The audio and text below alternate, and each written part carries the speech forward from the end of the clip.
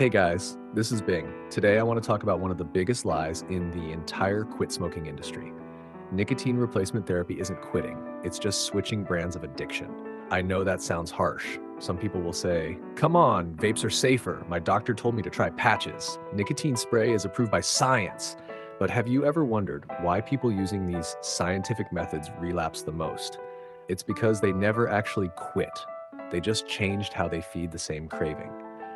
When most people think about quitting, the first thing that comes to mind isn't belief, it's fear. Fear of withdrawal, fear of pain. So they reach for something that promises comfort, a vape, a patch, a piece of gum. It sounds smart, it sounds modern, but here's the truth.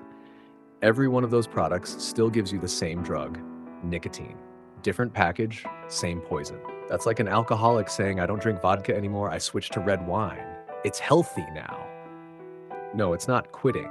It's just a different flavor of drunk. Your brain isn't that stupid. You may think you're quitting, but your brain says, oh, we're still getting nicotine, just in a new way.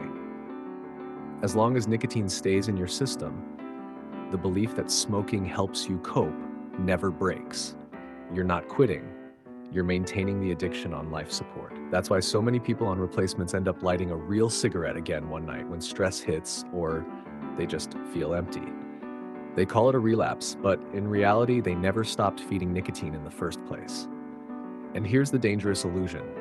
You start believing you're being healthy.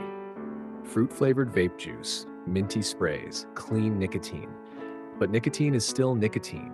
You can't kill a craving by giving it less poison. What you're really telling your brain is, I still need it. I just take it more politely now. That's why vaping usually turns into more vaping. It strengthens that false connection. Stress, hit, calm. Before you know it, nicotine owns your brain 24/7. Quitting isn't about switching tools. It's about breaking that belief, that permission you've been giving nicotine inside your head. Replacements can't do that. They just paint the bridge prettier, but it still leads straight back to nicotine.